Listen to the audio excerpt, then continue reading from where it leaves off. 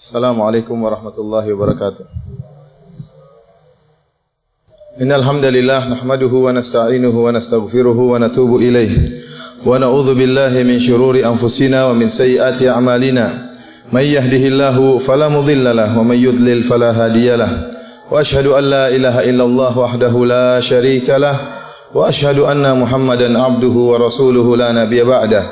يا أيها الذين آمنوا اتقوا الله حق تقاته ولا تموتن إلا وأنتم مسلمون فإن أصدق الحديث كتاب الله وخير الهدى هدى محمد صلى الله عليه وسلم وشر الأمور محدثاتها وكل محدثة بدعة وكل بدعة ضلالة وكل ضلالة في النار. Para hadirin yang dirahmati oleh Allah Subhanahu wa taala, sungguhnya di antara ibadah yang sangat agung yang merupakan ibadah hati adalah berhusnudzon kepada Allah Subhanahu wa taala, berbaik sangka kepada pencipta kita yang telah memberi rezeki kepada kita, yang telah memudahkan segala urusan kepada kita. Allah Subhanahu wa taala berfirman, "Wa ahsinu innallaha yuhibbul muhsinin." Dan berbuat baiklah, sungguhnya Allah Subhanahu wa taala mencintai orang-orang yang berbuat baik. Ibnu Jarir At-Tabari rahimahullah dalam kitab tafsirnya menyebutkan riwayat dari Ikrimah menafsirkan ayat ini, wa ahsinu ay ahsinu dzan billah, berbuat baiklah yaitu berprasangkalah baik kepada Allah Subhanahu wa taala. Nabi sallallahu alaihi wasallam telah bersabda dalam hadisnya, la yamutanna ahadukum illa wa huwa yuhsinu dzanna billah. Janganlah sampai salah seorang dari kalian meninggal dunia kecuali dalam keadaan berbaik sangka kepada Allah Subhanahu wa taala. Dalam hadis qudsi Allah Subhanahu wa taala berfirman, "Ana 'inda dhanni 'abdi bi, falyadhun bi 'abdi ma syaa." Sungguhnya aku tergantung persangkaan hambaku. Oleh karenanya hambaku silakan dia berprasangka dengan apa yang dia mau terhadap diriku. In dhanna khairan falahu wa in dhanna syarran falahu. Jika dia berbaik sangka berupa kebaikan, maka kebaikan baginya. Wa in dhanna syarran, jika dia berprasangka buruk, maka keburukan baginya. Para hadirin dirahmati oleh Allah Subhanahu wa taala, sungguh tatkala seorang hamba berprasangka senantiasa berprasangka baik kepada Allah Subhanahu wa taala, maka dia telah mendapatkan kebaikan yang sangat besar. Ibnu Mas'ud radhiyallahu taala anhu pernah berkata, "Ma utiya 'abdun mu'minun qad syai'an khairun min husni dhanni billah." Kata Ibnu Mas'ud, tidaklah seorang hamba diberikan kebaikan yang lebih baik daripada berbaik sangka kepada Allah Subhanahu wa taala. Oleh karenanya, kita seorang muslim hendaknya berbaik sangka kepada Rabb kita, terutama pada kondisi-kondisi berikut ini. Kondisi pertama yaitu tatkala seorang melakukan dosa, maka hendaknya dia segera bertobat kepada Allah Subhanahu wa taala dan berbaik sangka kepada Allah bahwasanya Allah akan menerima taubatnya. Allah Subhanahu wa taala berfirman, "Alam ya'lamu anna Allah yaqbalu at-taubata 'an ibadihi wa ya'khudhu shadaqat wa anna Allah huwa at-tawwabur rahim." Tidakkah mereka mengetahui bahwasanya Allah Subhanahu wa taala menerima taubat dari hamba-hambanya dan Allah Subhanahu wa taala menerima sedekah dan Allah Subhanahu wa taala dialah Maha penerima taubat dan Maha penyayang. Ingatlah hadis Nabi sallallahu alaihi wasallam. Kata Nabi sallallahu alaihi wasallam, "Adzaba 'abdun dzamban faqala Allahumma ighfirli." Seorang hamba melakukan dosa, kemudian dia berkata, "Ya Allah, ampunilah aku." Maka apa kata Allah Subhanahu wa taala? "Alima 'abdi anna lahu rabban ya'khudhu bidzam wa yaghfiru dzam." Sungguhnya hambaku mengetahui bahwasanya dia memiliki Tuhan yang menyiksa karena dosa dan mengampuni dosa.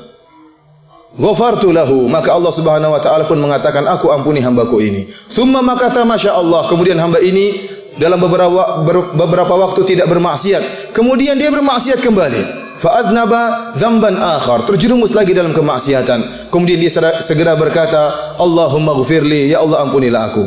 Maka Allah berkata, "Alima 'abdi anna lahu rabban ya'khudhu bidzam wa yaghfiru dzam." Sungguhnya hambaku mengetahui bahwasanya dia memiliki Tuhan yang menyiksa karena dosa dan mengampuni dosa-dosa. Maka kata Allah Subhanahu wa taala, "Ghafartu lahu," aku ampuni dia. Tsumma makatha masyaallah, kemudian dia bertahan tidak melakukan maksiat, kemudian terjerumus lagi dalam kemaksiatan berikutnya. Kemudian dia berkata dengan penuh keyakinan dan husnudzon, berprasangka baik kepada Allah Subhanahu wa taala, dia mengatakan, "Rabbi ghfirli, ya Allah ampuni aku." Maka Allah berkata, "Alima 'abdi anna lahu rabban ya'khudhu bidzam wa yaghfiru dzam." Sungguhnya hambaku mengetahui bahwasanya dia memiliki Tuhan yang menyiksa karena dosa dan mengampuni dosa-dosa. ghafartu lahu, maka aku telah mengampuni dia. Kata Allah Subhanahu wa taala, ushidukum anni ghafartu lahu, aku saksikan kalian bahwasanya aku telah mengampuninya. Bahkan dalam riwayat kata Allah Subhanahu wa taala, falyamal abdi ma syaa, silakan hambaku melakukan apa yang dikehendaki. Kata para ulama, selama seorang berdosa kemudian bertobat, kemudian berdosa kemudian bertobat dan memenuhi persyaratan taubat, maka selama itu pula Allah akan senantiasa mengampuni dosa-dosanya. Oleh karenanya seorang tatkala terjerumus dalam kemaksiatan, jangan dia menunda-nunda taubatnya. Yakinlah bahwasanya Allah Maha menerima taubatnya. Seketika dia bertobat, seketika itu pula Allah Subhanahu wa taala akan mengampuni dosa-dosanya. Ingatlah sabda Nabi sallallahu alaihi wasallam, wallahu lallahu arham biibadihi min hadhihi biwaladiha. Sungguhnya Allah Subhanahu wa taala lebih sayang kepada hamba-hambanya daripada kasih sayang seorang ibu kepada anaknya sendiri. Kondisi kedua yang menuntut kita untuk berbaik sangka, yaitu tatkala kita berdoa kepada Allah Subhanahu wa taala. Hendaknya kita berdoa dengan kondisi meyakini bahwasanya Allah akan mengabulkan doa-doa kita. Bagaimana tidak, Allah Subhanahu wa taala telah berfirman dalam Al-Qur'an, "Wa qala rabbukum ud'uni astajib lakum." Dan Rabbmu telah berkata, "Ud'uni, berdoalah kepadaku, mintalah kepadaku, astajib lakum, niscaya aku akan mengabulkan permintaan kalian." Dalam ayat yang lain kata Allah Subhanahu wa taala, "Wa idza sa'alaka 'ibadi 'anni fa inni qarib, ujibu da'watad da'i idza da'an." Dan jika hamba-hambaku bertanya kepada engkau wahai Muhammad tentang aku, katakanlah aku sangat dekat. Aku mengabulkan doa orang-orang yang berdoa kepadaku.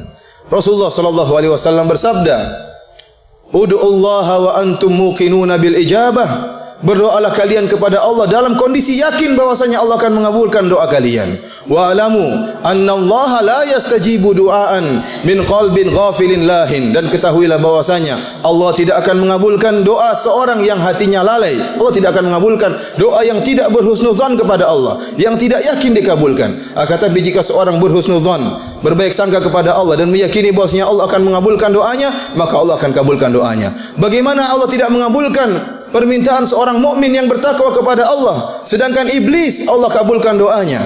Iblis berkata, "Fa anzirni ila yaumi yub'atsun." Ya Allah, tangguhkanlah kematianku sampai hari kiamat. Kata Allah Subhanahu wa taala, Allah kabulkan permintaannya, "Innaka minal munzarin." Kau akan ditangguhkan kematianmu. Bagaimana kita bersuudzon, berburuk sangka kepada Allah, sementara Allah Subhanahu wa taala mengabulkan doa-doanya orang-orang kafir. Dalam Al-Qur'an Allah Subhanahu wa taala berfirman, "Wa idza raqibu fil fulki da'allaha mukhlishina lahuddin, falamma najjahum ilal barri idza hum yusyrikun." Tatkala mereka kaum musyrikin berlabuh di lautan dan mereka diterpa dengan ombak yang begitu besar, da'allaha mukhlishina lahuddin, mereka pun berdoa kepada Allah dengan penuh keikhlasan. Allah kabulkan, Allah selamatkan mereka menuju daratan. Kata Allah, falamma najjahum ilal barri idza hum yusyrikun. Tatkala Allah selamatkan mereka ke daratan, tiba-tiba mereka berbuat kesyirikan kembali. Bagaimana dengan seorang yang beriman, yang bertakwa, yang sujud, yang merendahkan dirinya karena Allah Subhanahu wa taala, yang mengalirkan air mata dengan penuh pengharapan, minta kepada Allah Subhanahu wa taala, terlebih lagi yang berdoa di sepertiga malam yang terakhir tatkala semua orang sedang dalam keadaan tidur. Bagaimana orang seperti ini tidak akan dikabulkan doanya oleh Allah Subhanahu wa taala, sementara Allah Subhanahu wa taala mencari hamba-hambanya yang berdoa di sepertiga malam yang terakhir. Allah berkata, "Hal min mustaghfirin fa'aghfirlah wa hal min sa'ilin fa'utiya su'lah." Apakah ada di antara hambaku yang beristighfar, aku akan ampuni dosa-dosanya, dan apakah ada di antara hamba-hambaku yang meminta, maka aku akan kabulkan permintaannya.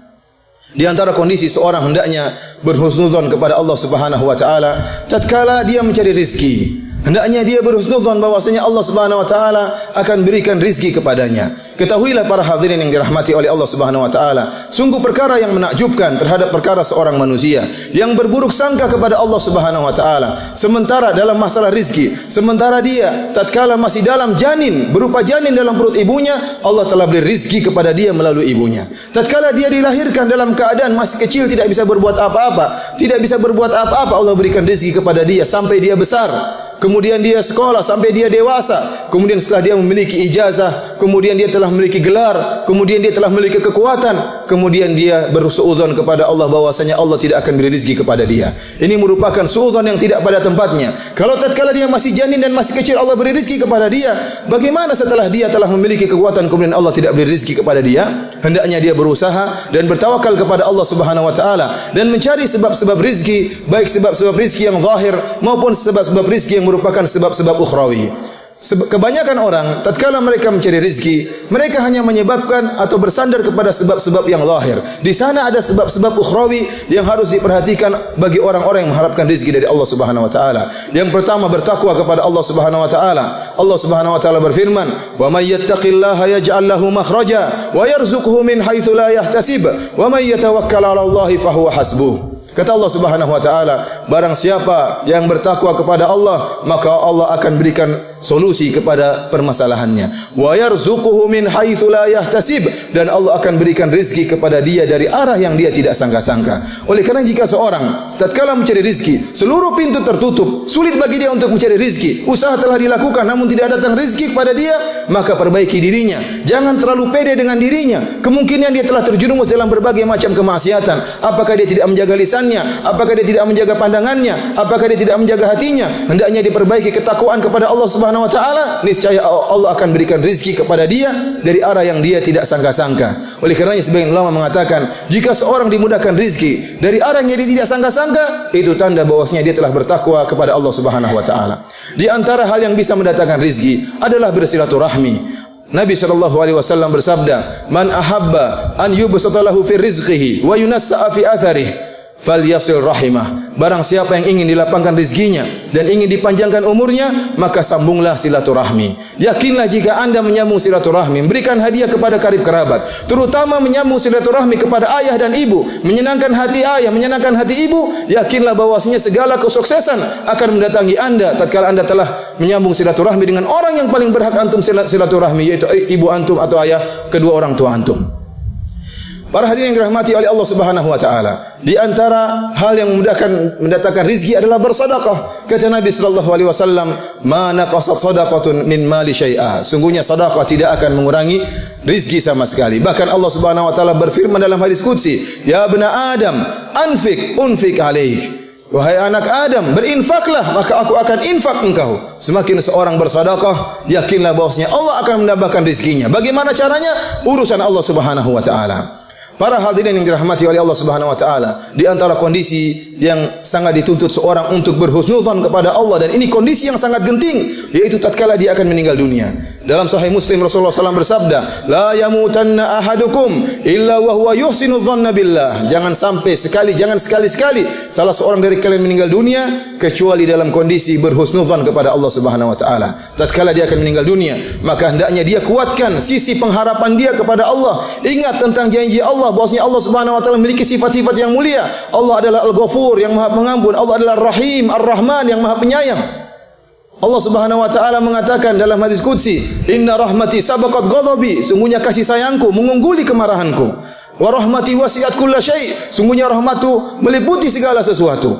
Ingat janji Allah Subhanahu wa taala bahwasanya Allah Maha Pengampun dan lagi Maha Penyayang. Seorang tatkala akan meninggal dunia, hendaknya dia menguatkan sisi harapan dia kepada Allah Subhanahu wa taala, karena Allah Subhanahu wa taala telah berfirman, "In dhanna khairan falahu." Dalam hadis qudsi kata Allah Subhanahu wa taala, jika dia berprasangka baik maka bagi dia kebaikan. Wa in dhanna syarran falahu, dan jika dia berprasangka buruk maka dia akan mendapatkan keburukan tersebut. Akan tapi para hadirin yang dirahmati oleh Allah Subhanahu wa taala, berhusnudzon kepada Allah tidaklah mudah, terutama kepada orang-orang yang tergelimang dalam kemaksiatan. Hati-hati mereka akan terbungkus dengan warna hitam sehingga dia selalu suudzon kepada Allah Subhanahu wa taala, dan begitu buruknya tatkala dia akan meninggal dunia, dia tidak bisa berhusnudzon kepada Allah Subhanahu wa taala. Dia menyangka Allah akan menyiksanya, dia menyangka Allah akan masukkan dalam neraka jahanam, dan jika dia berprasangka buruk maka Allah akan bermuamalah menyikapi dia sesuai dengan persangkaannya. Aqulu qouli hadza wa astaghfirullah li wa lakum wa lisairil mu'minin innahu huwal ghafurur rahim.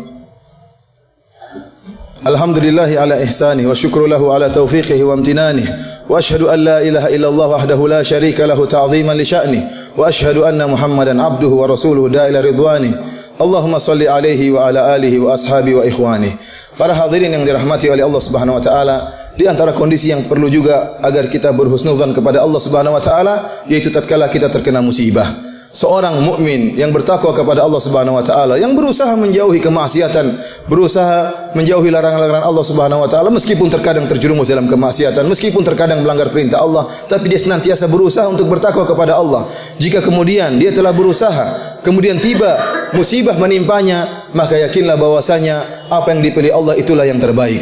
Apa yang dipilih Allah kepadanya, yang ditetapkan Allah baginya adalah yang terbaik. Allah Subhanahu wa taala berfirman, "Wa asa an takrahu syai'an wa huwa khairul lakum."